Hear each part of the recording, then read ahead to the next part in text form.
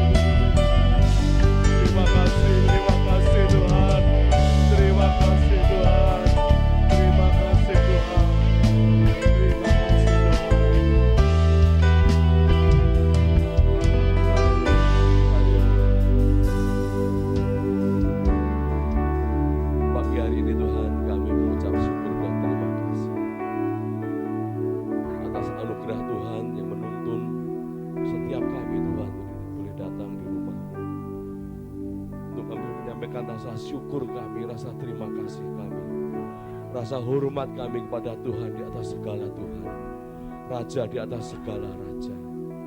Terima kasih ya Tuhan, Kau amat sangat baik dalam setiap kehidupan kami pagi hari ini. Sebentar kami ingin memuji, memuliakan nama-Mu Tuhan. Kami percaya nama-Mu Tuhan yang layak untuk kami puji dan kami hormati dengan sepenuh hati kami pagi hari ini. Terima kasih Bapa dalam surga. Dari awal pertengahan hingga sampai akhirnya ibadah kami menyerahkan ke dalam tangan. Roh Kudus, biar Kau yang terus berkarya atas setiap kami. Kami ingin bersorak-sorai bagi nama-Mu, karena Kau ajaib, Kau luar biasa atas setiap kehidupan kami. Terima kasih Bapa dalam surga. Hanya di dalam nama-Mu Tuhan Yesus, nama yang penuh dengan kuasa, kami akan memulai ibadah kami pada pagi hari ini. Yang percaya katakan sama-sama, amin. Kita bersyukur, kita lihat Tuhan yang baik. Amin. Apapun warna kulit kita, apapun model rambut kita, dia tetap Tuhan yang mengasihi kita, ya. Amin.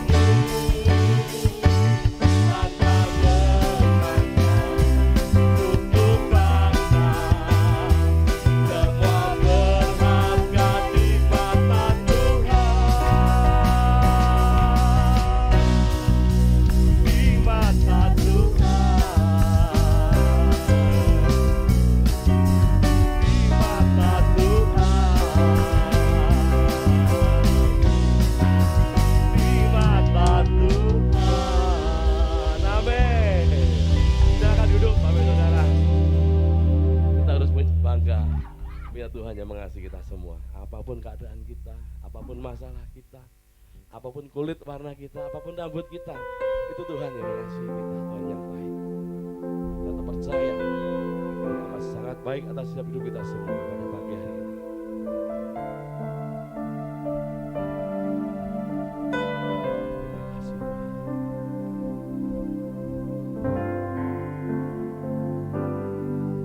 Apapun yang terjadi dalam hidupku, selalu berkata,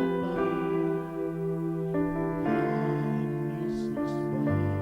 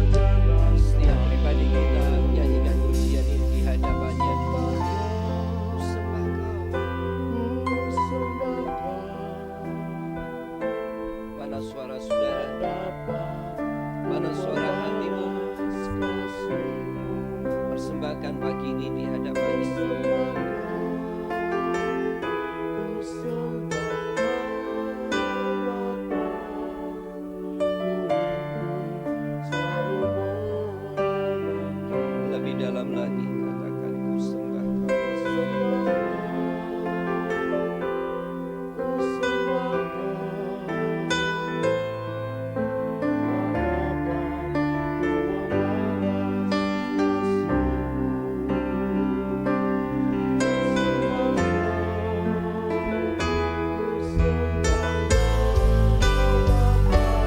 Ku rindu. Mari kita bangkit berdiri bersama-sama. Angkat suaramu, pujian ini persembahkan untuk Dia. Ku sembah Kau, ku sembah Kau. Hadapan ku membalas kasih-Mu. Sembah Kau, sembah Kau. Biar pagi ini setiap kita membawa persembahan kita di hadapannya. Hati kita kepada Dia. Ku sembah Kau. Aku mengucap syukur Tuhan untuk seminggu ini. Tuhan sudah peliharakan hidupku, keluargaku, kesehatanku, segalanya telah aku terima daripada-Mu. Pagi ini aku bawa persembahan ini di hadapan-Mu. Ku sembah Kau, hatiku, hidupku. Ku sembah Kau, ku sembah Kau. Hadapan ku membalas kasih-Mu. Ku sembah Kau, ku sembah Kau, Bapa. Ku rindu selalu menyembah. Sekali lagi katakan ku sembah. Haleluya. Pujian bagi nama-Mu saja. Kemuliaan, hormat bagi nama-Mu saja. Ku sembah Kau, ku sembah Kau, Bapa. Ku rindu selalu menyembah. Katakan ku rindu selalu. Sekali lagi mari kita sembah Dia. Ku rindu selalu menyenangkan. Sembah Dia, berikan pujian kepada Dia, persembahkan syukur kepada Dia, berikan hormat bagi Dia. Kita tidak pernah bisa membalas akan kasih-Nya. Kita tidak pernah bisa membalas akan apa yang telah Dia lakukan untuk hidup kita. Satu hal yang bisa kita lakukan adalah menyembah Dia, mengagungkan Dia. Satu hal yang bisa kita lakukan adalah menyenangkan hatinya. Sebagai orang-orang yang sudah ditebus, sebagai orang-orang yang sudah diselamatkan dari kebinasaan, sebagai orang-orang yang diberi harapan yang baru. Mari muliakan Dia dengan tubuh kita, muliakan Dia dengan hidup kita, muliakan Dia dengan segenap hati kita dan akal budi kita. Amin. Terima kasih Tuhan. Ini yang dapat kami lakukan untuk-Mu. Ini yang dapat kami persembahkan untuk-Mu Tuhan. Terpujilah Engkau, terpujilah Engkau. Ku tak dapat membalas dengan cara apapun. Hanya ini persembahan-Mu, hanya ini persembahan-Mu, hanya ini persembahan-Mu, hanya ini persembahan-Mu Tuhan. Tidak ada sesuatu yang terbaik di atas yang terbaik yang bisa ku persembahkan untuk-Mu. Terima kasih Tuhan. Ini Tuhan, sembahanku segenap hidupku, jiwa dan ragaku, sebab tak sebab tak kumiliki harta kekayaan yang cukup berarti. yang cukup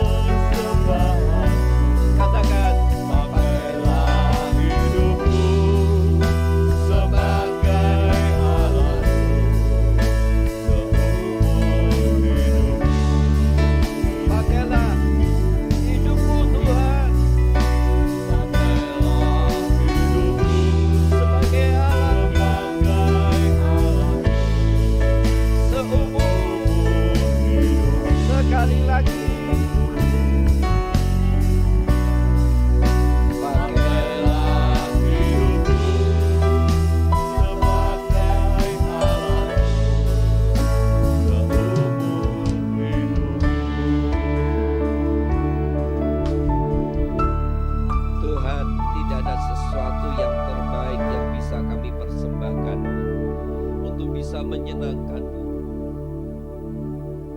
Kami membawa seluruh hidup kami sebagai persembahan untuk-Mu Tuhan. Itu yang bisa menyenangkan-Mu.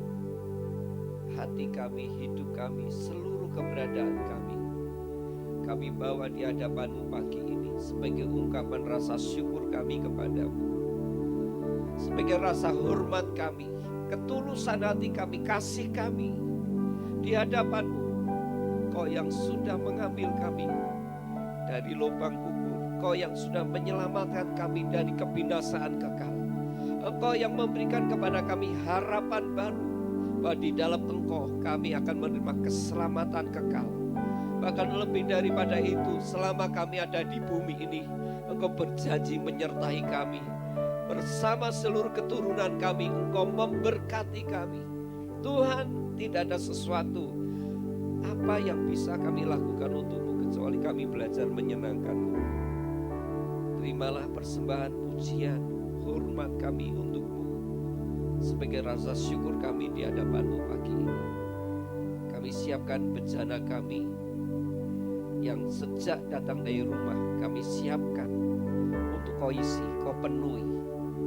Mari Tuhan, bawa kami masuk kepada hal yang sudah Kau rancangkan dalam hidup kami di bulan ini, menjadi bulan yang penuh dengan penyembahan kepada-Mu. Kami percaya Kau sedang membentuk hati kami menjadi hati seorang hamba, untuk memiliki kerendahan hati di hadapan-Mu, sehingga semakin kami berkurang-kurang, Engkau makin bertambah-tambah dalam hidup kami. Kami siapkan hati kami sepenuhnya menyambut kebenaran-Mu. Di dalam nama Yesus, dikuduskanlah hati kami, dikuduskanlah pikiran kami, sehingga kami tidak kehilangan kesempatan apa yang menjadi kairos Tuhan datang dalam hidup kami. Kami percaya di dalam penyembahan kami ada kuasa yang mengalir. Dalam penyembahan kami ada hadirat Tuhan, ada urapan Tuhan, ada mujizat Tuhan akan mengalir. Di dalam nama Yesus kami menyambut kebenaran ini dan membuka hati sepenuhnya untuk hadirat-Mu, firman-Mu bekerja sepenuhnya di dalam nama Yesus. Haleluya. Amin. Amin. Puji Tuhan, selamat pagi. Shalom semuanya. Bapak Ibu Saudara sekalian yang saya kasih dalam Tuhan, sebelum saya menyampaikan firman Tuhan, Saudara, setelah selesai firman, saya biasanya langsung doa, karena pengumuman-pengumuman yang berjalan secara rutinitas itu tidak akan kami umumkan lagi, supaya itu menyingkat waktu juga, dan kami akan tayangkan di YouTube. Ya, pengumuman-pengumuman itu. Jadi kecuali ada acara-acara yang spesial, ada acara-acara yang khusus, baru kita akan umumkan. Nah, hari ini saya akan memberikan pengumuman yang pertama. Nanti tanggal 22 Juni bulan 6 sore, ya, jam 6 sore, jam 18, kami akan mengadakan sebuah ibadah khusus, ya, Zoom meeting Rehoboth bersama Pastor Samson. Dan Bapak Ibu Saudara bisa mengikuti Zoom itu dari rumah, maupun kalau saya sarankan, kalau saudara mau ikut Zoom yang supaya internet saudara ndak putus-putus dan semuanya, bisa hadir di gereja ini, ya. Nanti kita akan tayangkan di layar ini, ya, Zoom bersama Pastor Samson, dan tentunya ini menjadi berkat untuk kita semua di tahun ini. Saya percaya sekalipun Pastor Samson lama tidak bisa hadir karena pandemi ini, tetapi kita bisa berjumpa lewat Zoom. Dan saya sudah melihat banyak anak-anak Tuhan yang didoakan melalui Zoom ini juga. Mereka mengalami lawatan Tuhan luar biasa. Nah, saya undang tanggal 22 Juni jam 6 hadir, ya, tepat, supaya kita bisa beribadah. Acaranya ibadah biasa, ada pujian, ada penyembahan, lalu nanti firman Tuhan akan ditayangkan lewat Zoom. Nah, itu aja yang saya sampaikan. Lalu yang kedua, hari ini ada mimbar yang baru, ya. Ada seorang anak Tuhan 3,5 tahun yang lalu memberikan persembahan, ya, lalu kita wujudkan mimbar ini, ya, 3,5 tahun lamanya. Wah, lama sekali ya. Ini mimbar langka ya. Tetapi luar biasa, mimbar ini biar menjadi sebuah tempat di mana kebenaran firman Tuhan itu disampaikan dan banyak orang diberkati. Dan 3,5 tahun yang lalu saya dapat sebuah visi mengenai mimbar ini. Kenapa ada logo yang di depan itu seperti air yang membual, dan kemudian ada pulau-pulau di Indonesia. Saya punya iman, keyakinan yang kuat sekali bahwa Indonesia akan dilawat Tuhan. Amin. Indonesia akan ditenggelamkan dalam hadirat Tuhan. Indonesia akan dipenuhi dengan kemuliaan Tuhan. Itu sebabnya nama Rehoboth itu tetap tertulis di situ, karena air yang membual dari hadirat, dari urapan, dari kemuliaan Tuhan itu akan membawa Indonesia dipenuhi dengan kemuliaan Tuhan. Dan itu sebabnya saya rindu mimbar ini akan tetap ada sampai Tuhan membuktikan Indonesia dipenuhi dengan kemuliaan Tuhan.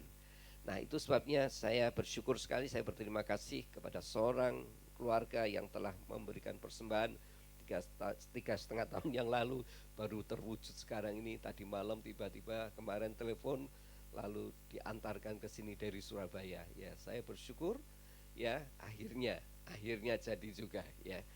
Nah, saudara, sekarang kita akan melihat sebuah kebenaran firman Tuhan hari ini. Saya ingin menyampaikan masih berkisar mengenai the power of worship, yaitu kuasa dalam penyembahan. Saya akan menyampaikan bagian yang kedua. Minggu lalu kita semua telah belajar tentang bagaimana menjadi penyembah-penyembah yang sejati itu. Penyembah-penyembah yang sejati itu harus memenuhi unsur. Yang pertama, penyembah sejati harus memenuhi unsur. Yang pertama, penyerahan hak kepada Tuhan. Ada unsur penyerahan masa depan. Ada unsur penyerahan hidup secara total. Saya ulangi ya, penyembah yang sejati itu, seorang penyembah yang sejati itu ketika menyembah Tuhan harus ada unsur ini. Menyerahkan haknya, menyerahkan masa depannya, dan menyerahkan hidupnya secara total dalam bentuk ketulusan, kerendahan hati, serta kasih yang dalam, juga dalam menghormati Allah sebagai penyelamat hidup kita dari kebinasaan. Nah, yang terakhir ini penting sekali. Untuk bisa menjadi penyembah yang sejati, kita harus menyadari bahwa Allah yang kita sembah itu adalah penyelamat kita dari kebinasaan. Ketika kita mengingat bahwa Dia ini penyelamat hidup kita, maka kita baru bisa menjadi penyembah yang sejati, yang bisa menyerahkan hak kita, menyerahkan masa depan kita kepada Dia, dan menyerahkan hidup kita secara total kepada Dia. Benar? Benar enggak? Kalau kita tidak menyadari diri kita ini adalah orang yang diselamatkan oleh anugerah Tuhan, maka tentu kita tidak pernah bisa menjadi penyembah yang sejati. Jadi orang Kristen bisa, KTP ini Kristen bisa, namanya diganti nama Alkitab bisa, tapi belum tentu penyembah yang sejati. Sebab penyembah yang sejati harus memenuhi unsur, yaitu menyerahkan haknya kepada Tuhan, menyerahkan masa depannya kepada Tuhan, dan menyerahkan hidupnya secara total kepada Tuhan dalam bentuk ketulusan hati, dalam bentuk kerendahan hati, dan kasih serta menghormati Allah begitu tinggi karena Allah telah menyelamatkan hidup kita dari kebinasaan. Itu baru menjadi seorang penyembah yang sejati. Nah, sudahkah kita membangun penyembahan kita didasari unsur ini? Kalau kita menyadari diri kita ini, ya di luar Tuhan, kalau Tuhan tidak tangkap kita, kalau Tuhan tidak tebus kita, kalau Tuhan tidak mati untuk kita, ya kita sadar bahwa kita pasti binasa, kita akan mati. Kita tidak akan punya pengharapan, kita tidak akan punya masa depan. Tetapi karena Tuhan sudah mengambil alih semua dosa-dosa kita yang menjadikan kita punya harapan baru, itu sebabnya kita punya alasan, kita berani menyerahkan hak kita, hidup kita, masa depan kita kepada Tuhan dengan ketulusan hati, dengan kerendahan hati, dengan kasih dan penghormatan yang tinggi kepada Tuhan. Haleluya. Keluarga Marta dan Maria adalah contoh sebagai keluarga penyembah yang sejati. Penyembah-penyembah yang seperti keluarga Marta dan Maria yang saya sampaikan minggu lalu itu, ini yang membuat Tuhan itu tertarik. Ini yang membuat Tuhan itu betah berkali-kali setiap pergi ke Yerusalem selalu ingin mengunjungi desa Betania ini. Setiap dia ke Yerusalem selalu mampir ke Betania ke keluarga Marta dan Maria ini. Kenapa? Karena di situ Tuhan mendapatkan sebuah pelayanan dari Marta, pelayanan kemanusiaannya, menjamu Tuhan secara fisik.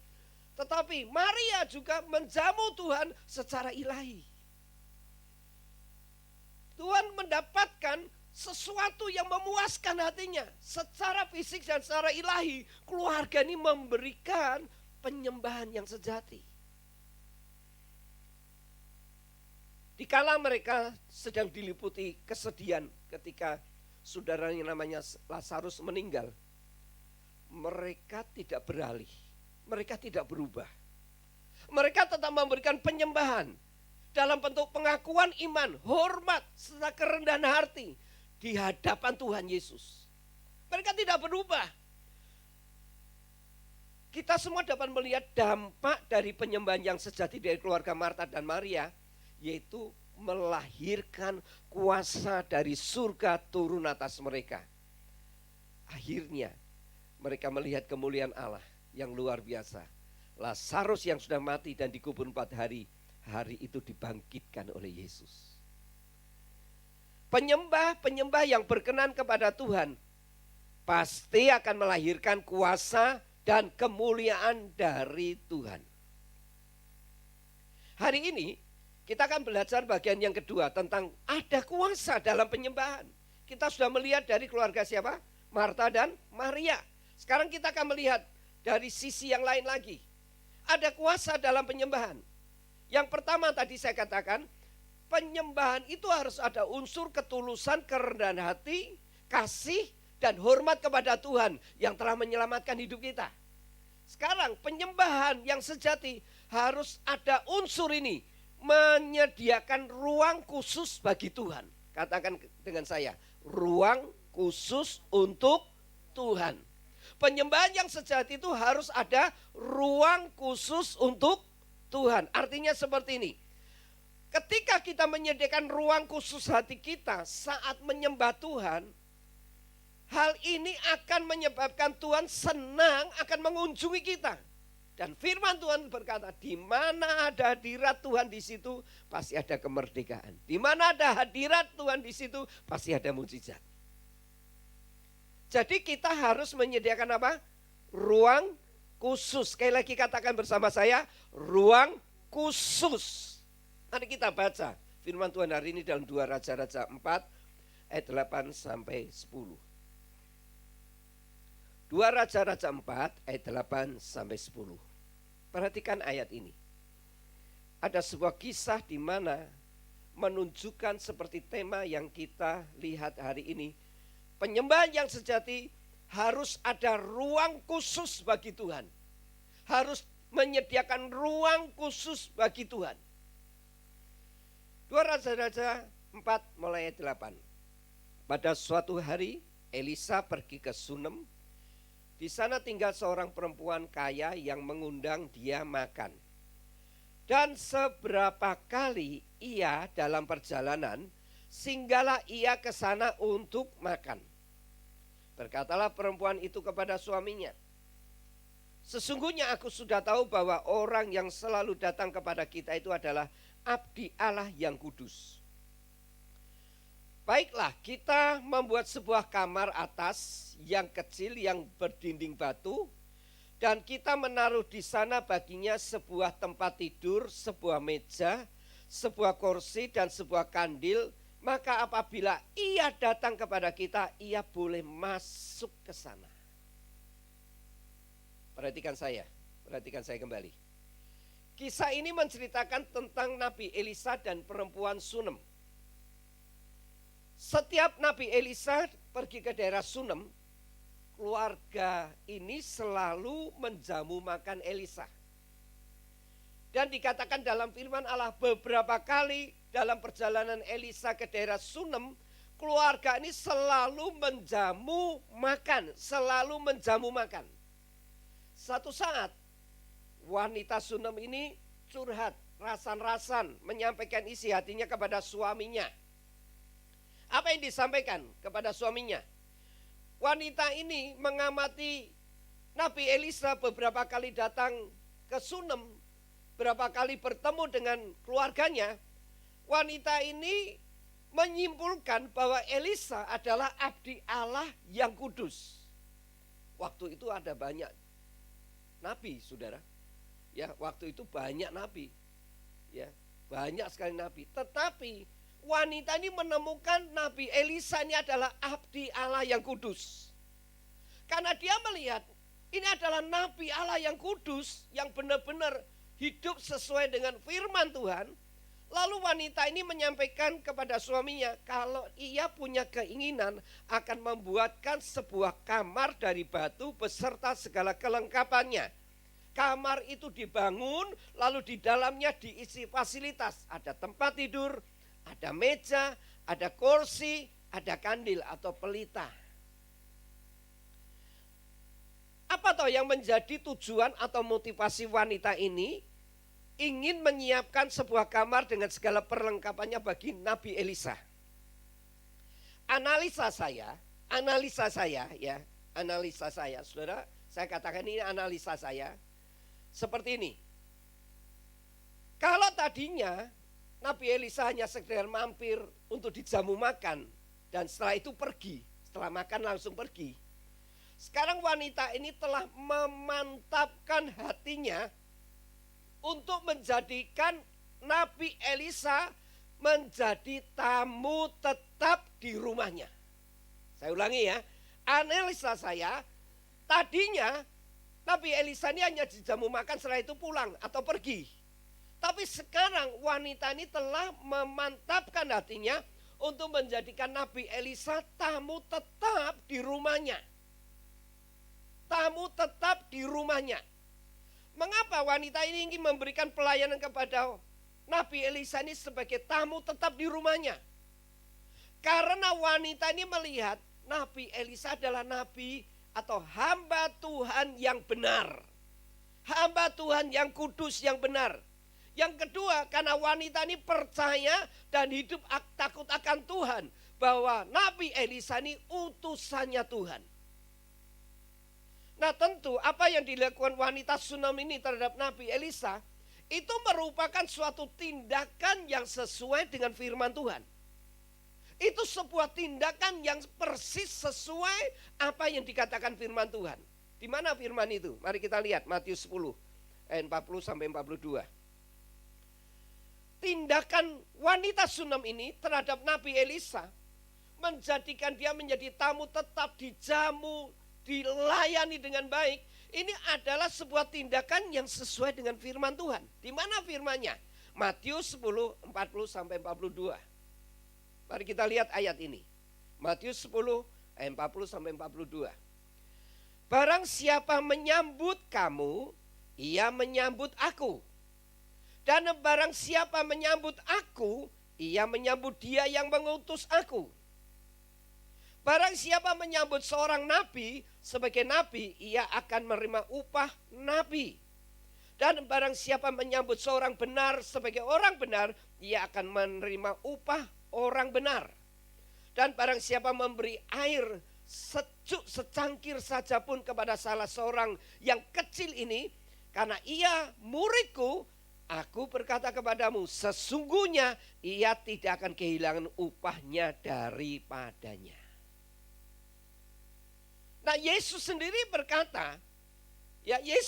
berkata, bahwa di dalam Matius 10 ini, ketika kita melakukan sesuatu bagian kita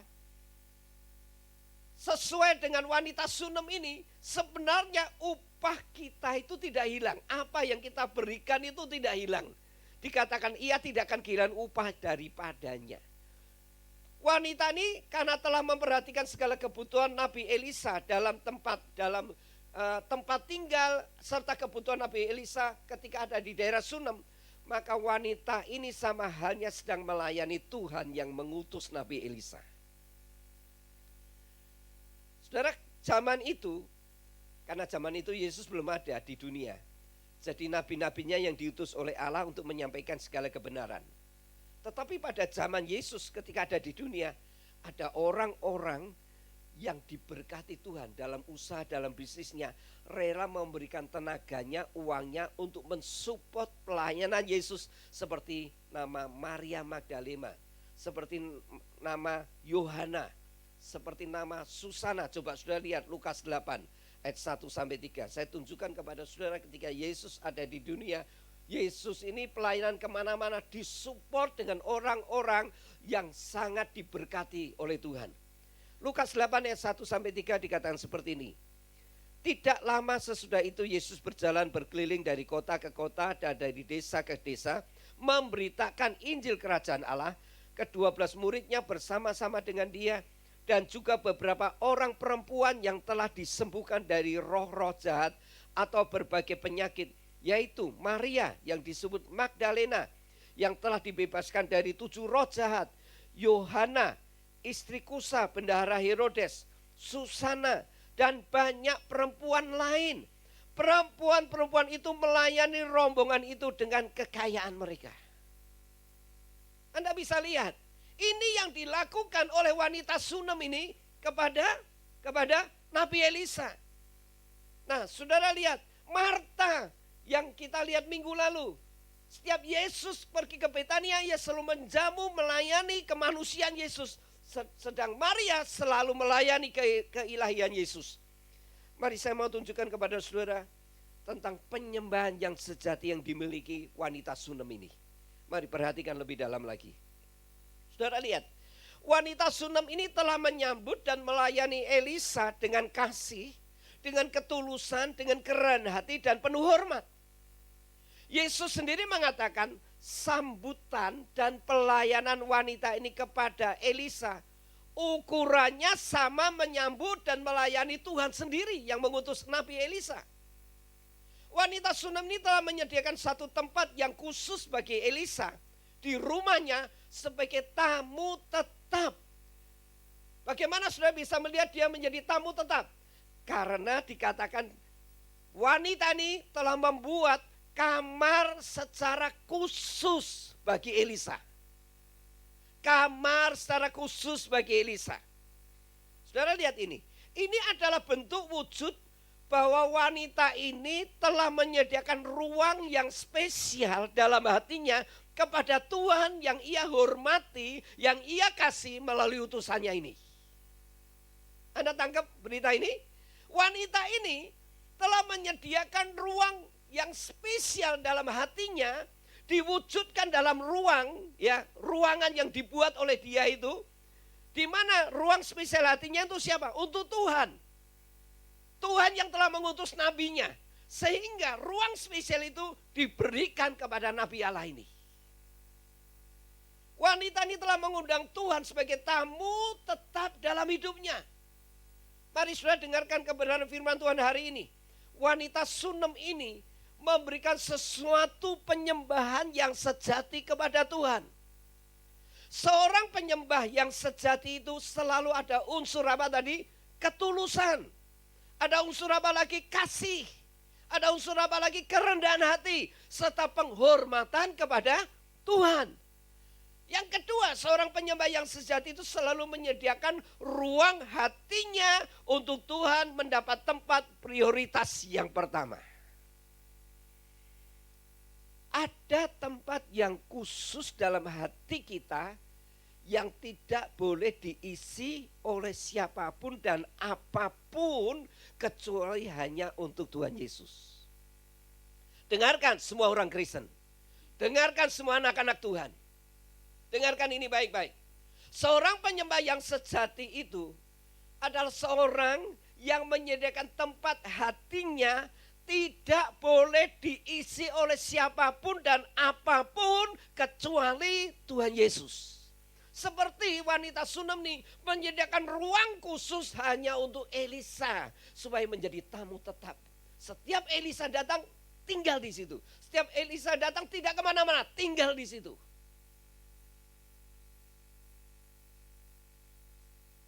Kenapa? Ruang khusus itu hanya untuk Tuhan saja. Alasannya, karena Ia telah menebus hidup kita dari kebinasaan. Amin. Amin. Kenapa ruang khusus itu hanya untuk Tuhan saja? Karena Ia telah menyelamatkan kita dari kebinasaan. Nah, saudara, dengarkan hal ini. Ini sangat penting sekali untuk setiap saudara harus dengar. Dalam ruang hati kita itu terdapat banyak bilik, banyak ruangan. Dalam hati kita itu banyak ruangan. Yang pertama, ada ruang untuk orang-orang dekat kita. Seperti ayah ibu kandung kita. Tentu itu ada di ruang hati kita. Betul? Ya. Ada ruang yaitu buat keluarga kandung kita. Ada juga ruang buat keluarga inti kita. Seperti suami kita, istri kita. Itu ada ruang hati kita di situ. Ada juga ruang buat anak-anak kita. Ada juga ruang buat bisnis dan pekerjaan kita. Hati kita ada di situ. Dan ada ruang yang namanya untuk harta kita. Firman Tuhan berkata apa? Di mana hartamu, di situ hatimu berada. Berarti ada ruang untuk harta kita. Nah, ada juga ruang untuk hobi kita. Ada banyak ruang di dalam bilik hati kita ini. Nah, ruang-ruang itu siapa yang mengelola? Kita. Kita bisa memindahkan ruang ini dan diisi dengan ini. Kita bisa memindahkan ruang-ruang itu dan mengisi dengan hal-hal yang lain bila itu dibutuhkan, bila itu urgent. Ya, katakan ini waktu kita untuk keluarga, tapi urgent sekali. Ini ada sebuah bisnis yang wah, besar sekali. Anda bisa tinggalkan keluarga ini untuk bisnis ini. Artinya kita yang mengelola semua. Ya, mana yang kita kehendaki.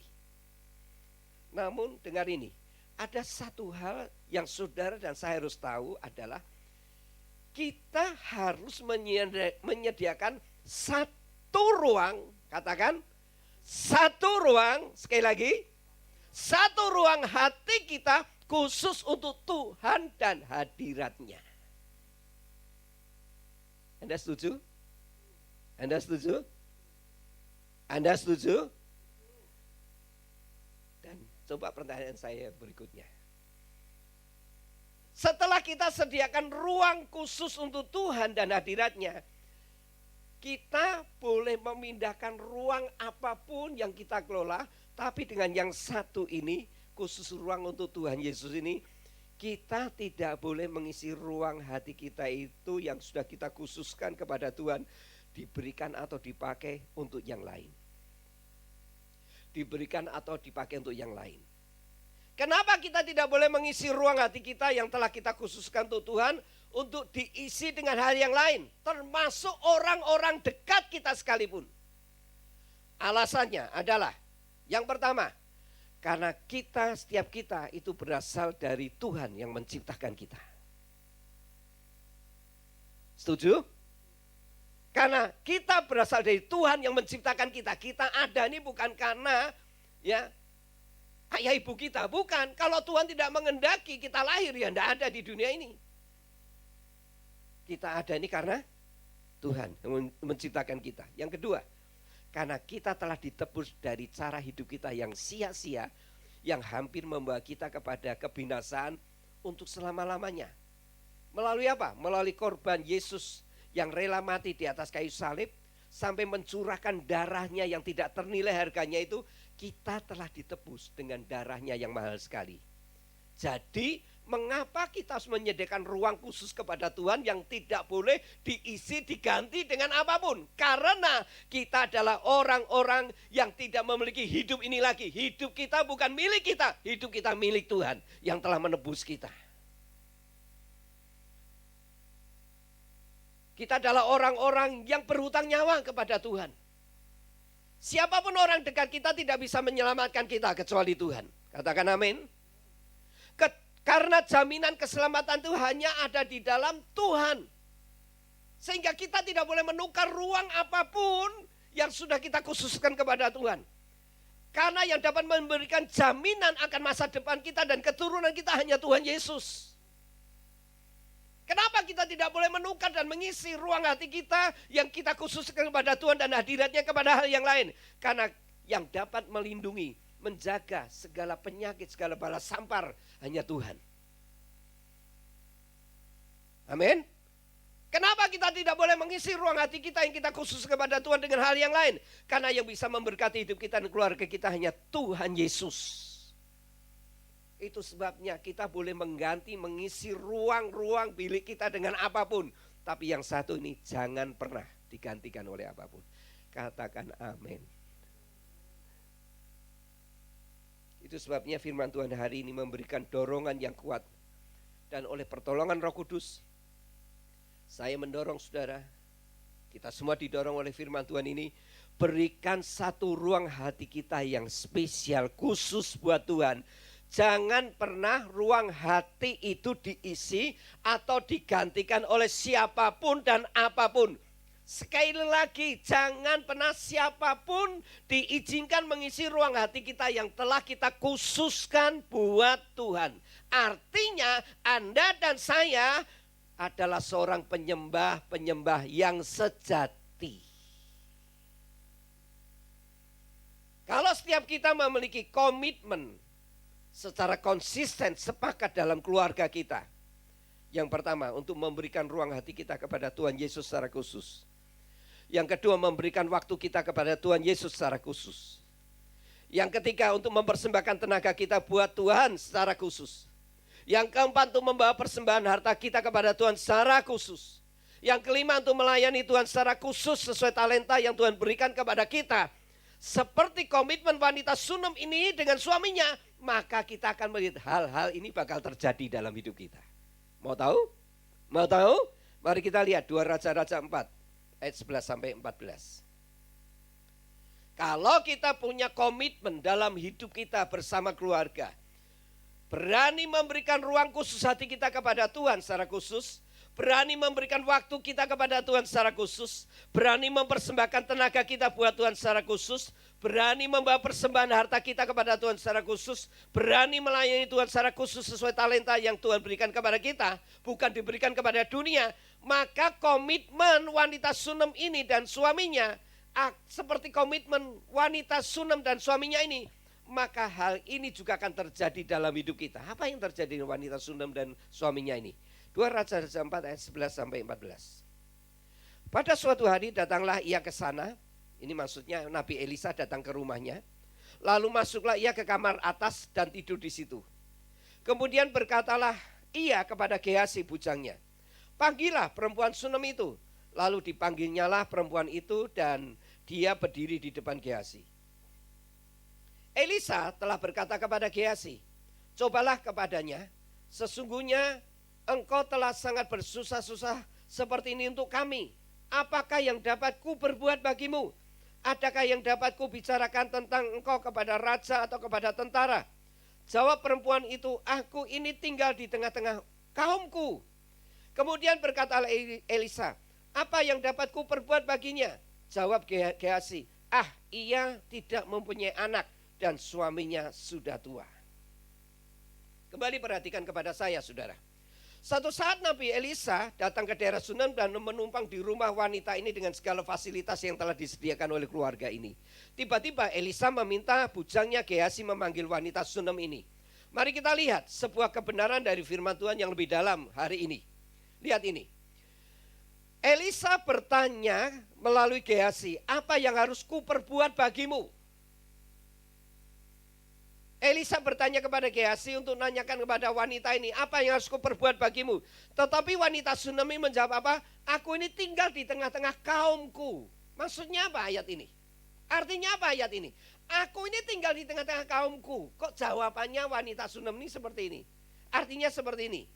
Perempuan itu mengatakan, ya, bahwa dia itu tinggal di tengah-tengah rasa aman, damai, dan nyaman, dan tidak membutuhkan apa-apa sama sekali. Artinya, aku tinggal di tengah kaumku itu memiliki arti bahwa dia itu tinggal dengan aman, dengan damai, dengan nyaman, dan tidak membutuhkan apa-apa sama sekali. Dan dia ingin menunjukkan bahwa dia tidak memiliki motivasi apapun kepada Nabi Elisa kecuali menghormati Elisa sebagai hamba Allah yang kudus. Namun kita dapat melihat suatu peristiwa berikutnya, ayat 14 sampai 16 sampai 17. Ayat 14. Kemudian berkata Elisa, apakah yang dapat ku perbuat baginya? Jawab Gehazi, ia tidak mempunyai anak dan suaminya sudah tua. Lalu berkatalah Elisa, panggillah dia. Dan sesudah dipanggilnya, berdirilah perempuan itu di pintu. Berkatalah Elisa, pada waktu seperti ini juga, tahun depan engkau ini akan menggendong seorang anak laki-laki. Tetapi jawab perempuan itu, janganlah Tuanku, ya abdi Allah, janganlah berdusta kepada hambamu ini. 17. Mengandunglah perempuan itu, lalu melahirkan seorang anak laki-laki pada waktu seperti itu juga. Pada tahun berikutnya, seperti yang dikatakan Elisa kepadanya. Saudara lihat, rupanya wanita ini sekalipun kaya, punya segalanya, merasa aman, merasa nyaman. Namun ada satu hal yang menjadi aib yang besar pada zaman itu. Kalau seorang wanita itu mandul, tidak punya anak, artinya wanita itu sedang kena kutuk. Nah saudara, tetapi hari itu Nabi Elisa melepaskan kata nubuat, perkataan nubuat kepada perempuan ini. Bahwa tahun depan engkau akan menggendong seorang anak laki-laki. Dan apa yang terjadi? Wanita itu benar-benar mengandung dan tahun berikutnya melahirkan seorang anak laki-laki seperti yang dinubuatkan Nabi Elisa. Saudaraku, dengarkan baik-baik. Dengarkan baik-baik kebenaran ini. Dengarkan baik-baik. Seperti yang saudara-saudara dengar di minggu yang lalu. Seorang penyembah yang sejati itu sangat dekat dengan kuasa dan urapan Tuhan. Anda percaya? Seorang penyembah yang sejati itu adalah orang yang dekat dengan kuasa dan urapan dan mujizat dari Tuhan. Itu sebabnya rindukan saudara dalam bulan ini membangun hidup rohani kita menjadi penyembah-penyembahnya yang sejati. Seorang penyembah itu adalah seorang yang dekat sekali dengan namanya kuasa, urapan, dan mujizat. Wanita Sunem ini sekalipun tidak meminta agar ia didoakan oleh Nabi Elisa agar mendapatkan anak. Namun karena dia telah memberikan ruang spesial hatinya. Ruang spesial hatinya untuk menghormati Tuhan dan hambanya. Melayani dengan ketulusan serta kerendahan hati dan kasih. Dan yang paling spesial, memberikan ruangan khusus buat Tuhan dan hadiratnya. Maka sekalipun ia tidak meminta, sekalipun ia tidak meminta kepada Tuhan. Namun dengar ini, sikap penyembahan wanita Sunem ini, itu menyenangkan hati Tuhan. Itu memuaskan hati Tuhan. Itu yang membuat Tuhan tidak tahan untuk membuat sesuatu. Penyembahan yang sejati selalu dekat dengan kuasa, urapan, dan mujizatnya. Maka ia mengalami suatu mujizat, yaitu menerima seorang anak laki-laki sebagai suatu penghiburan. Dan menghapus semua rasa malu, semua aibnya yang dia tanggung selama berpuluh-puluh tahun. Hari itu dihapus ketika dia mengandung dan melahirkan seorang anak laki-laki.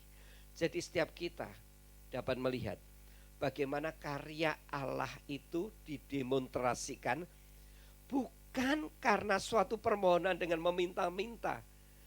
Dari seperti wanita ini, ya, bukan meminta-minta. Ya. Bukan meminta-minta. Tetapi kuasa Allah itu lahir didemonstrasikan dari seorang yang berani memberikan penyembahan yang sejati kepada Tuhan dalam ketulusan, dalam kerendahan hati, serta penghormatan yang total kepada Tuhan. Sebagai suatu tantangan atas firman Tuhan yang Anda dengar hari ini. Dengar ini, sebagai tantangan dari firman Tuhan yang Anda dengar hari ini. Setiap saudara yang mendengar hari ini, di tempat ini maupun yang di rumah, Maukah saudara menyediakan sebuah ruang hati kita secara spesial buat Tuhan dan hadiratnya? Seperti wanita Sunem ini. Seperti wanita Sunem ini. Saya percaya kalau Anda berkata ya dan Anda berani menyediakan ruang spesial hatimu untuk Tuhan dan tidak digantikan oleh apapun, Anda sedang dekat dengan kuasa Allah. Anda dekat dengan urapan Allah. Anda dekat dengan mujizat Allah. Katakan amin. Katakan amin. Suatu saat sebuah peristiwa terjadi atas anak satu-satunya wanita Sunem ini. Mari kita baca ayat 18 sampai 21. Ayat 18.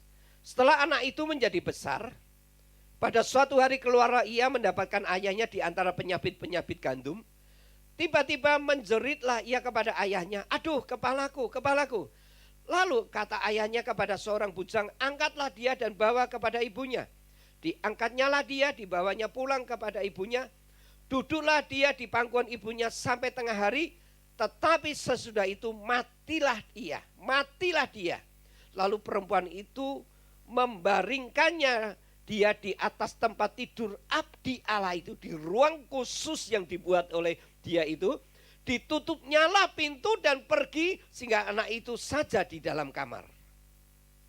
Sebuah peristiwa tiba-tiba terjadi, anak laki-laki satu-satunya tiba-tiba sakit kepala dan tidak lama kemudian meninggal. Sebagai seorang wanita tentu ini sangat memukul jiwanya. Anak satu-satunya meninggal di pangkuannya. Namun kita lihat apa yang dilakukan oleh wanita Sunem ini. Ia membawa tubuh anak itu ke ruang kamar yang dikhususkan untuk Nabi Elisa. Lalu ia pergi menjumpai Elisa. Dan ketika ia pergi menjumpai Elisa, ia bertemu lebih dulu dengan Gehazi. Nah, mari kita lihat ayat 25 sampai 26. Apa yang dikatakan, apa yang dipertanyakan Gehazi, bujangnya Elisa, dan apa jawab perempuan Sunem ini. Mari kita baca sama-sama. 2, 3. Demikianlah perempuan itu berangkat dan pergi kepada abdi Allah di Gunung Karmel. Segera sesudah abdi Allah itu melihat dia dari jauh, berkatalah ia kepada Gehazi bujangnya, lihat perempuan Sunem itu datang. Ayat 26. Larilah menyongsongnya dan katakanlah kepadanya, selamatkah engkau, selamatkah suamimu, selamatkah anak itu? Jawab perempuan itu apa? Jawab perempuan itu apa? Jawab perempuan itu apa? Selamat. Sudah lihat ini kebenaran ini. Selamatkah engkau, selamatkah suamimu, selamatkah anak itu? Jawab wanita ini apa? Selamat. Mengapa ia tidak mengatakan yang sebenarnya kepada Gehazi bahwa anaknya telah mati sambil menangis-nangis agar disampaikan kepada Nabi Elisa? Saudara, lihat ini. Ada hal yang penting sekali saudara dan saya harus ketahui. Biasanya kalau kita mengalami sebuah masalah atau musibah, maka yang akan kita ceritakan kepada semua orang adalah kesusahan, kepedihan kita. Ya? Betul? Ya kan? Namun kalau kita hidup sebagai penyembah-penyembahnya yang sejati, kita akan belajar seperti wanita Sunem ini. Berani memperkatakan hal-hal yang positif, yang mewakili iman percaya kita kepada setiap apa yang Tuhan janjikan kepada kita. Wanita ini seharusnya berkata, anakku meninggal Gehazi, anakku meninggal, gimana ini? Janji Tuhan kok seperti ini? Wanita itu dia ngomong seperti ini.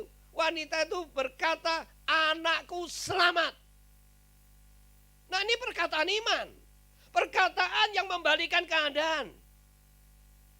Saudara lihat ini, perkataan iman adalah bagian dari sebuah penyembahan yang sejati kepada Tuhan. Katakan amin. Perkataan iman adalah wujud penyembahan yang sejati kepada Tuhan. Bahwa kita tidak pernah sedikit pun meragukan apa yang Tuhan firmankan kepada kita. Sekalipun kenyataannya kita sedang menghadapi suatu kenyataan yang terbalik dengan apa yang Tuhan janjikan. Beranikah kita mempersembahkan penyembahan yang seperti ini di saat kita sedang menghadapi tantangan dalam hidup ini? Memperkatakan iman. Sebab perkataan iman itu adalah penyembahan yang sejati. Mari kita lihat apa yang wanita Sunem ini katakan setelah bertemu dengan Nabi Elisa ayat 30. Ayat 30. Tetapi berkatalah ibu anak itu, demi Tuhan yang hidup dan demi hidupmu sendiri, sesungguhnya aku tidak akan meninggalkan engkau. Lalu bangunlah Elisa dan berjalan mengikuti perempuan itu. Demi Tuhan yang hidup, demi hidupmu sendiri, sesungguhnya aku tidak akan meninggalkan engkau. Sudah lihat, perkataan wanita ini telah membuktikan akan imannya kepada Tuhan yang hidup dan percaya kepada perkataan abdi Allah itu. Bagi wanita ini tidak ada kamus menyerah. Dengar ini, seorang penyembah yang sejati tidak ada kamus menyerah. Seorang penyembah yang sejati tidak ada kamus menyerah. Nyawanya sendiri harusnya binasa. Nyawanya sendiri harusnya sudah lenyap. Hidup kita harusnya masuk ke lubang kubur, sengsara selama-lamanya. Tapi Tuhan Yesus sudah menebus kita, mengangkat kita dengan harga yang mahal sekali.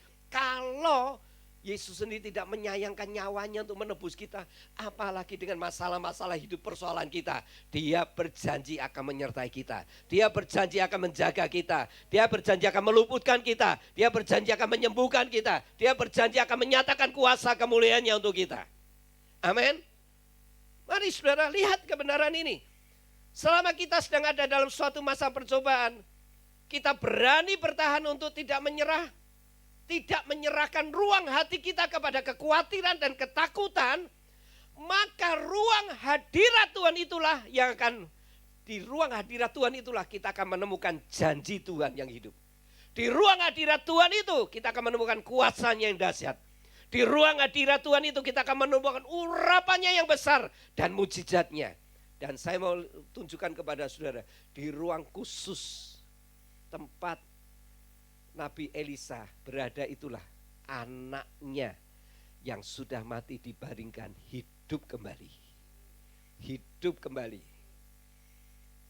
Jadi kalau saudara dan saya punya ruang khusus untuk Tuhan, tempat kita bertemu dengan hadiratnya, disitulah sumber berkat, sumber hadirat Tuhan, sumber urapan, sumber kuasa Tuhan ada di tempat itu. Amin.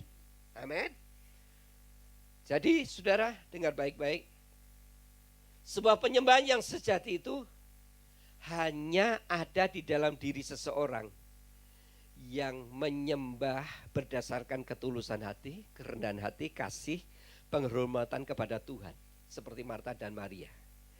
Dan penyembahan yang sejati itu hanya ada dalam ruang hidup seseorang yang menyembah dengan memberikan ruang hatinya secara khusus kepada Tuhan. Seperti wanita Sunem ini. Jadi kalau setiap kita ingin mengalami seperti keluarga Marta dan Maria, keluarga wanita Sunem ini, saya hanya bisa mendorong hari ini jadilah penyembah-penyembahnya yang sejati, yang menyembah dalam roh dan kebenaran. Kita akan mengalami banyak hal perkara yang luar biasa. Ingat ya, di ruang yang dikhususkan oleh wanita Sunem itulah anaknya yang mati hidup kembali. Jadi kalau kita punya ruang hati khusus untuk Tuhan, di tempat kita menyembah, di tempat kita bertemu dengan hadiratnya, apapun masalahnya, saudara sekali lagi, tidak usah minta. Tuhan tahu, Tuhan bisa melakukan sesuatu ketika kita mengagungkan Dia. Anda percaya? Anda percaya? Mari tundukkan kepala kita. Datang kepada Dia, buka hati untuk zaman Tuhan hari ini. Serahkan hidup kita sepenuhnya di hadiratnya. Buat ruang hati kita secara spesial hari ini.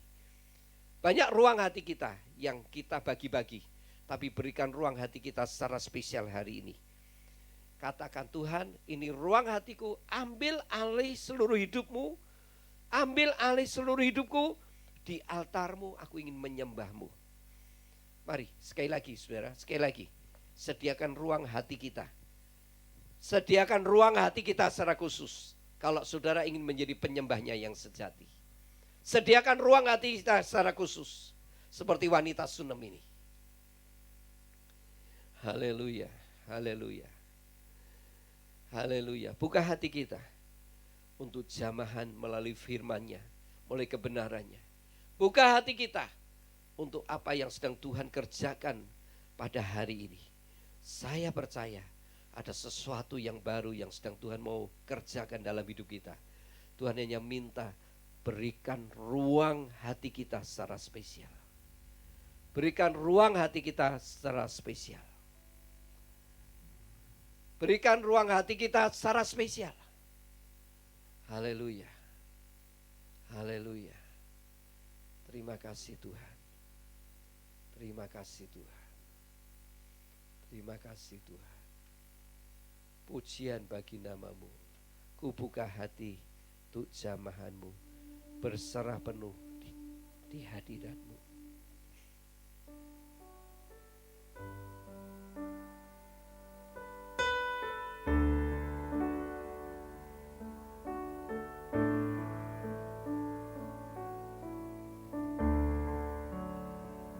Ku buka hati untuk jamahan-Mu,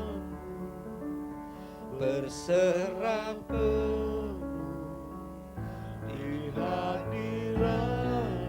Kau ambil alih Kau ambil alih seluruh hidupku seluruh hidupku di altar-Mu, di altar-Mu, menyembah-Mu.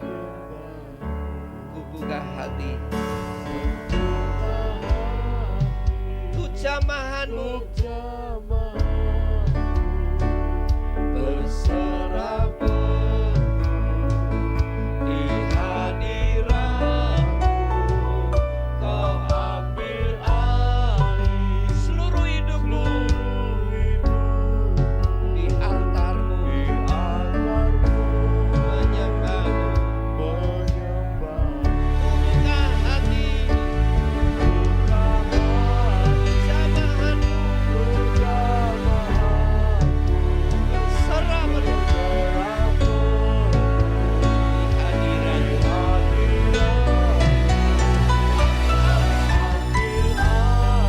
Seluruh hidupku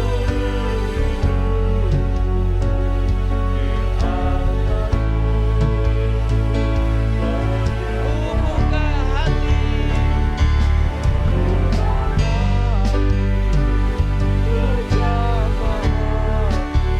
berserah penuh.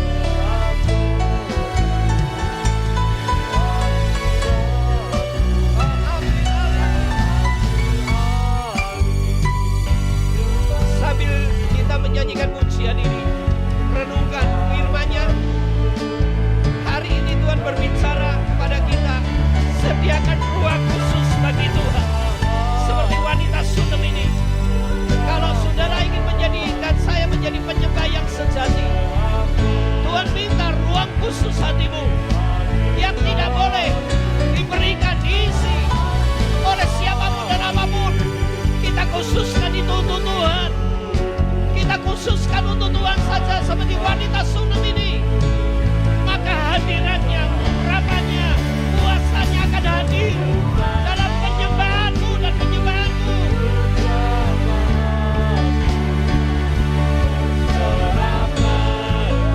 Di hadiratmu, kau ambil alih seluruh hidupku di altar-Mu. Mari kita bagi berdiri bersama-sama. Mari buka hati. Sediakan ruang yang khusus untuk Tuhan hari ini juga, saat ini juga. Jangan pernah ruang itu diisi oleh siapapun. Khususkan untuk Tuhan. Khususkan untuk Tuhan dan hadirat-Nya. Ku buka jamahan-Mu, berserah penuh. Kau ambil alih ruang ini mulai hari ini.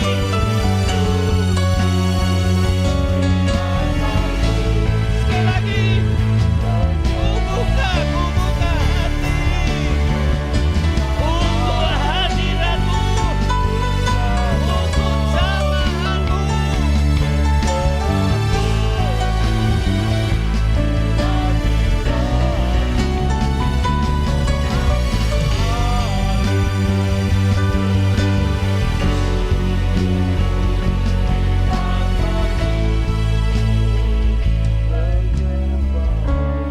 Saudara, sudah terlalu banyak kekristenan kita memiliki ruang-ruang dalam hidupnya yang bisa dikelola dengan semaunya sendiri. Tuhan ingin hari ini kita belajar dari perempuan Sunem ini, memberikan ruang khusus dalam hati kita untuk Tuhan dan hadiratnya, yang tidak boleh kita berikan kepada siapapun, dan kita tidak boleh menukar dengan apapun. Ruang itu kita khususkan kepada Tuhan. Alasannya satu aja, karena Dia telah menebus kita dari dosa, dari kebinasaan. Dialah yang rela mati, tercurah darahnya untuk membeli kita dengan mahal, yaitu dengan darahnya. Sehingga hidup kita ini bukan milik kita lagi, tapi milik Tuhan. Itulah alasan mengapa kita harus menyediakan ruang hati kita khusus untuk Tuhan. Tidak boleh ditukar oleh orang yang paling dekat dengan kita. Tidak boleh ditukar dengan harta duniawi ini. Tidak boleh ditukar dengan posisi kedudukan. Tidak boleh ditukar apapun. Kita hanya khususkan untuk Tuhan dan hadiratnya. Kalau kita ingin menjadi penyembahnya sejati, hari ini pun saudara dapat menikmati hadiratnya, urapannya, kuasanya, mujizatnya ketika kita memberikan ruang hati kita spesial untuk Tuhan, seperti wanita Sunem ini. Dengan masalah persoalan apapun, yang seberat apapun, sekali lagi, kalau Anda dan saya menjadi penyembah yang sejati, segala sesuatu apapun masalah persoalan kita akan dihancurkan oleh urapan Tuhan, akan dipatahkan oleh kuasa Tuhan, dan Anda dan saya akan melihat kemuliaan Tuhan dinyatakan atas hidup kita. Mari buka hatimu hari ini, saat ini juga. Kalau selama ini kita bisa berikan ruang hati kita yang kita khususkan untuk sesuatu yang lain, mulai hari ini khususkan. Saya akan mendorong saudara untuk berdoa kepada Tuhan. Katakan hari ini, Tuhan, mulai hari ini aku mau khususkan ruang yang khusus spesial untuk Tuhan dan hadiratnya. Aku akan berikan waktuku, aku akan berikan tenagaku yang khusus. Aku akan persembahkan hartaku yang khusus. Aku akan melayani Tuhan secara khusus. Aku akan memberikan sesuatu yang spesial untukmu Tuhan. Dan itu tidak akan aku berikan kepada siapapun, hanya untuk Tuhan.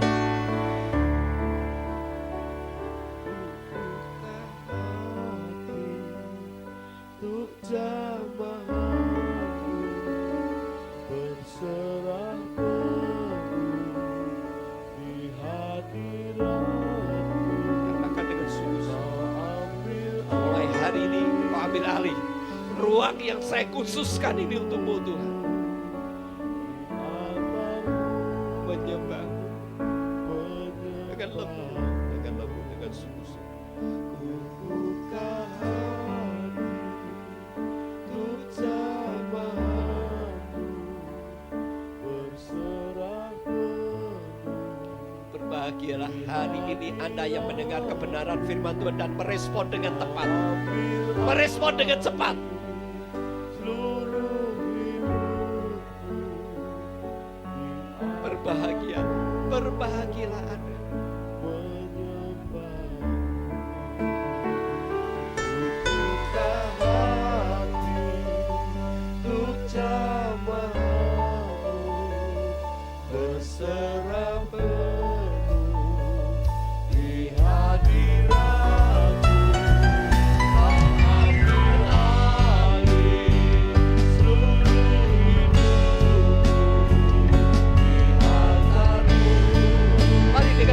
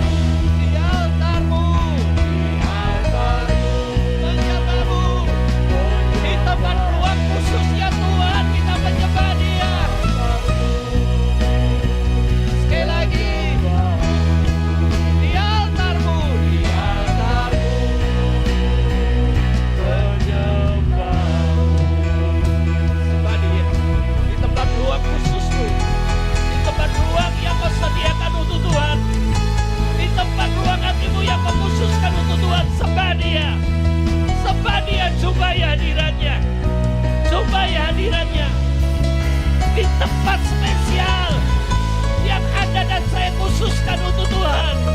Sembah Dia, tinggikan Dia, agungkan Dia, hormati Dia dalam ketulusan, dalam kekudusan, dalam kesucian, dalam kasih, dalam penghormatan yang tertinggi kepada Dia. Berikan kepada Dia, berikan kepada Dia ruang khususmu hari ini untuk menyembah Dia, untuk mengagungkan dan menghormati namanya.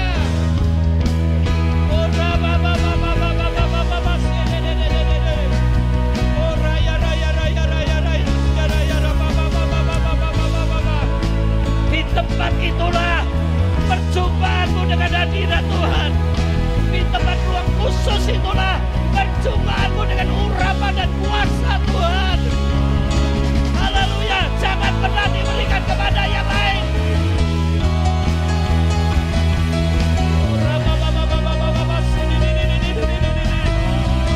Hei, haleluya, haleluya.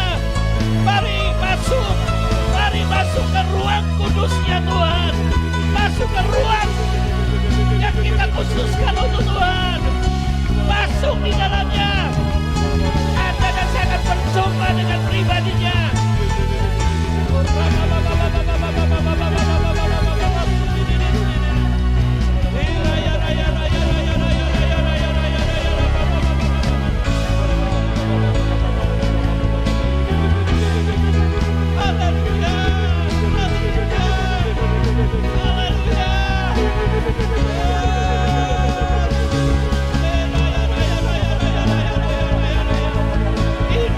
Ini Tuhan, ruang yang aku spesialkan untukmu, ruang hatiku yang aku spesialkan untukmu. Ini Tuhan, seluruh hidupmu, ambil alih, ambil alih, ambil alih, ambil alih. Mari ambil alih seluruh ruang hatiku.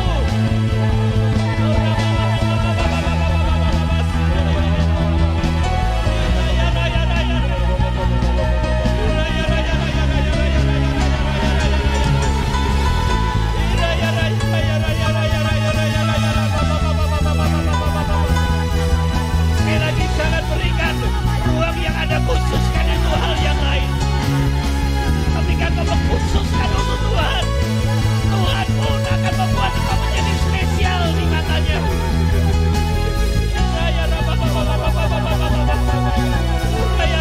Mari Tuhan, urapanmu turun ke ruang yang sudah dikhususkan hari ini. Urapanmu turun ke tempat ruang yang sudah dikhususkan untukmu.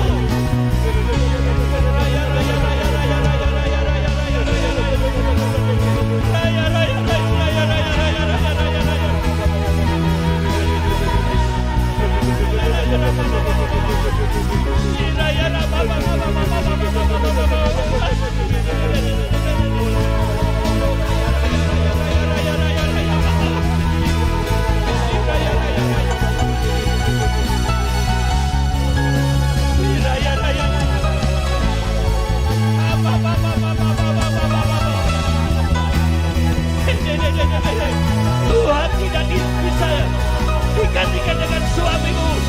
Tuhan tidak bisa digantikan dengan istrimu. Tuhan tidak bisa digantikan dengan orang tuamu. Tuhan tidak bisa digantikan dengan anak-anakmu. Tuhan tidak bisa digantikan dengan harta bendamu. Tuhan tidak bisa digantikan dengan apapun.